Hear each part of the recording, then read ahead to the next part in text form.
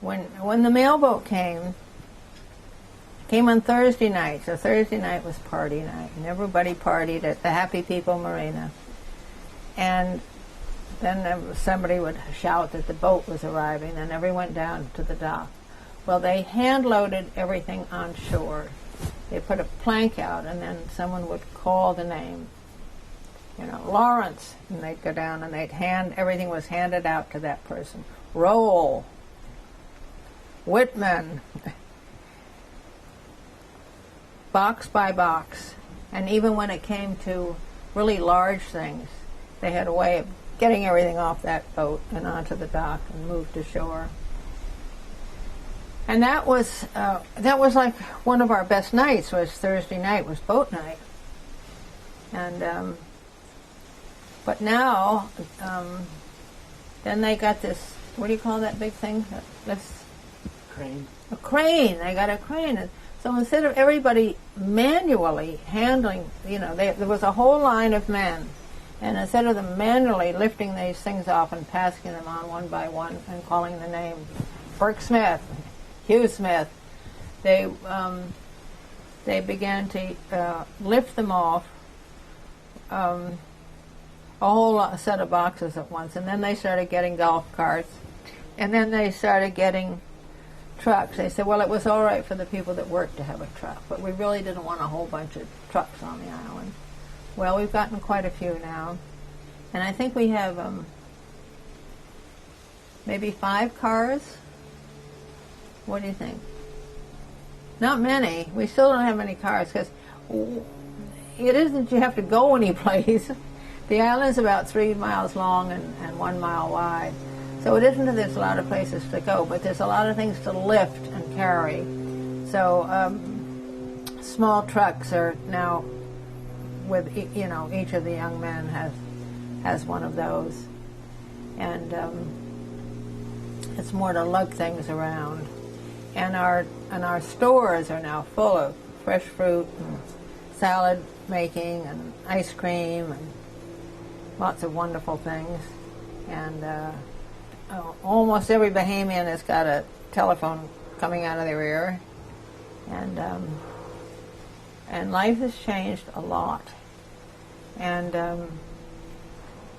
but CDs and all that sort of thing. Oh, and computers. Now people have email. People have Facebook. I don't have one, so I'm not sure, but I think it's Facebook. And all of a sudden, I see somebody says, "Oh, your daughter's really lost a lot of weight. She looks great." And I said, "Well, how do you know that?" Well, I saw her on Facebook.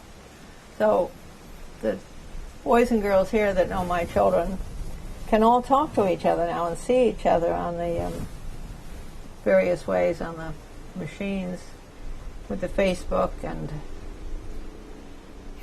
Spy. No, what is it? What is it when you actually see someone and you're talking to them and they're talking to you? Skype, yes.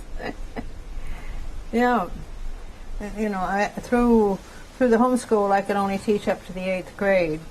So then, one by one, the children went off, and then I began. I had always been painting, but once the children were a certain age, I took a lot of my time. But what was happening, and what I was seeing happening, were the houses began to change, and a lot of the old, wonderful Bahamian things were beginning to disappear, and just before my very eyes. And I really wanted to paint things before this wonderful little community changed so much that you wouldn't know it anymore. Because and it just seemed like every time I chose some old house to paint, that within weeks, a whole pile of cement blocks would arrive, and it would be changed and rebuilt or repainted, and so I just felt very strongly that I wanted to paint as many things that were part of the old Bahamas as I could, while you could still see it, because it truly was disappearing before our eyes.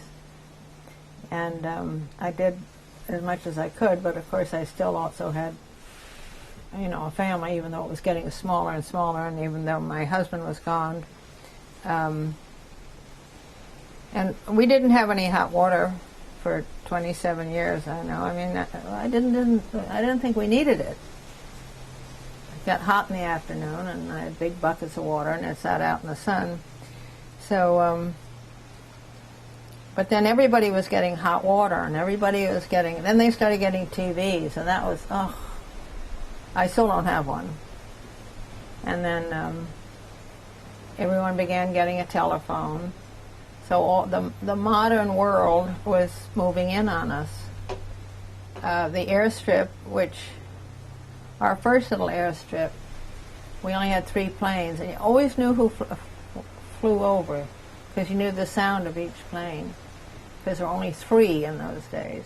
And then as they enlarged the airstrip, and we got more and more planes, so suddenly you had 10 planes out there and 12 planes out there. And now we're getting bigger and bigger planes. And the airstrip's getting bigger, and they want to make it bigger. And the houses are getting bigger. And now there's trucks out there. We didn't have any trucks. But stuff like that. Oh yeah, because they had no refrigerator. There was no electricity here at the time. So things were dried in the sun. And of course there was no ice cream or anything like that. Well, when these first big boats came in to tie up here, and they'd have all these things on the boat that these children had never seen in their lives, like refrigerators and ice cubes and then ice cream, which is such a wonderful treat for them because they had no ice cream. And the only people that began to get the refrigerator was the Staniel Cay Yacht Club and Kenneth Rold, who had Happy People Marina. And he had refrigeration, but they were the only ones that had it. But they began to see when the children, like with my children, I could see it happening. They would, somebody with a big yacht would come in and ask my little boy to take a couple of dollars over somewhere to buy some bread, and he'd run over and he'd do it, and he'd come back, and then they'd give him a $5 bill, and he'd run over and do something else, and they'd give him another couple of dollars, and he'd do something else, they'd give him more money. I had to go over and say, don't do that. These children aren't even getting a quarter on Saturday. It isn't that kind of a life. So I don't want you to keep giving that child money because he loves running over somewhere and doing it. But the boats would come. They also had machines where you could get Coca-Cola or just on their boat, and all the things they had on their boat were things that these people hadn't even had in their own house. So it was always something quite special for the children that lived here when the people came in from Europe or from the States and brought these things for them. We had someone that brought them things that they could have in a gym class, things they could have to play soccer, basketball and baseball and all those things, and begin to teach them these games. The old versus the new, like would you, do you think humanity was better? I mean, was life better, do you think, when there was no refrigeration and you had to take several hours out every day to go get food for that night, and or do you think it's, quote, better today? Well, when you ask, probably the food they're getting is better today. They're getting a far variety of fruit and of vegetables, which they never had before in those days. So in that sense, that part is better today. But and they have far bigger homes now. I mean, we thought all the girls slept in one room, all the boys slept in the other room. And when they came over to my house to spend the night, and of course the first time they did that, I said, all right, you two will have this room, and you two will have that room. Oh no, as soon as I left, they all piled into the one bed, because that's what they were used to, that's how they grew up, it was really nice.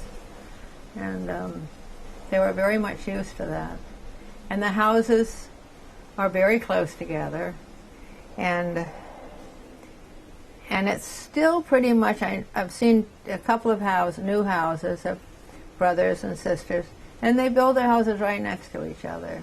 So it's a very close situation. The families are all together, which is really a nice way to, probably a nicer way to live, a kinder way to live than the way we do, where we just have one girl here and one boy in another room, and where they were always all together. And the first time a phone came in here, I remember one of the girls said to me, "Now I am going to get in my bed tonight and I'm going to call every person I know in New York and Paris and everywhere. I'm going to call every single one and say, guess who this is?" Because, I mean, it's a very social event when you can suddenly, when you never in your life have been able to call the store or call your grandmother who lives 20 miles down in the water, you know, way down south in another island, to be able to call someone, you know, was a tremendous change for the people here. I think it was possibly one of the biggest changes. I mean, imagine when you couldn't call anybody. And when a baby became ill because she was just maybe 1.5 years old, and she'd reached up above the crib and knocked down a bottle of oil that even a half a teaspoon could kill somebody. And she had knocked this bottle down and had a drink of this. And the mother was with her, and it was Sunday, and everyone was at church. And the baby cried a lot, but she didn't realize that what she'd swallowed was very, very dangerous. And so when we got out of church, then she went down and talked to Miss Chamberlain at the yacht club. And when Mrs. Chamberlain realized what she'd done, then she had to call for a plane to come and get this child. Well, then she had to make a phone call to Nassau Marine Radio, and get hold of them, and then require a plane to come and pick up this child. So it was several hours before they finally got down here and got the baby and took the baby up to Nassau, but she died. And I remember when the mailboat came back, it pulled into the dock, and this baby's grandfather went down and picked up this little casket and put it on his shoulder, and I know he walked right by our house with this casket on his shoulder of a grandchild of his who died because of no way to contact anyone. And when somebody was sick here and they had to go to the hospital, to the local people, that they would assume they'll never see that person again. So the whole community would go down to the dock. A seaplane would come in and pick up the elderly ill person to take that person to Nassau, and they'd all be on the dock to say goodbye, because to them it really was the end. They'd never see that person again.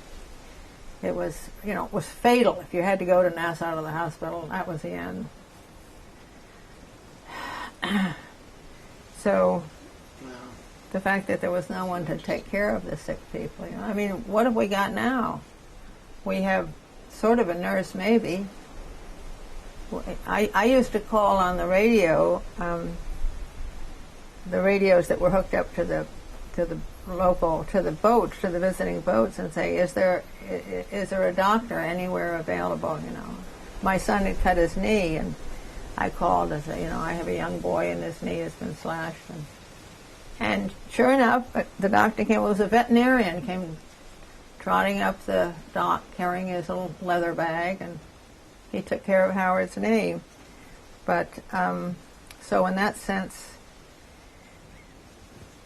you're safer now from illness than it used to be. I mean, now there are airstrips. When the first airstrip came, to Staniel Cay, I remember thinking, oh, now when someone's hurt, a plane can come in. And but then, of course, what did come in was all the drug planes. Then all the drug planes started landing. But that, again, that was the times. So do you have any like thoughts or misgivings about what's happening with the island lately, in the last few years, just the way things are changing? Only that I know there's nothing I can do about it. And of course I miss the way it was, I would much rather prefer that time. Those were definitely the better times. But I think that's life, and you can just be miserable and cry about it, or accept it. And not that necessarily that I accept it, but I'm not gonna try to change it. There were 11 houses here in those days. I had a big birthday last year when the children were all here, and the community gave a party for me, a surprise party at Happy People Marina, and I didn't know it, and I walked in, and they had the lights out, and I walked in, and all of a sudden the whole community burst into song, and I started to cry, and it was quite a time. They had food and drink and speeches, and it was just a real blessing. I am now Miss Jones, even though I used to tell them over and over again. I am not a Miss, nor am I a Jones, but I seem to be Miss Jones regardless. That's who I am. And now there's many, there's several generations here that know me, and I think I know who most of the fathers are too, because I've been here long enough to know that. Oh yes, and it never stops, because I'd go out on my boat, and I always had a Boston whaler because my first husband built the first Boston whaler. And I could go out in a boat, and you don't see another boat or another person. You just say, "Hallelujah, praise the Lord." It's just gorgeous. And anytime you go out, you don't get tired of it. It's just there. Now today, it's always different. I think yesterday was the most gorgeous blue in this sky. It's a little lighter today, but this color is magnificent. The different blues, the tidal changes the color in the water and the sky. And well, I've been fortunate because I started to get some city water from my friend next door, and that's helped me get the color in these flowers, which I just think is fabulous.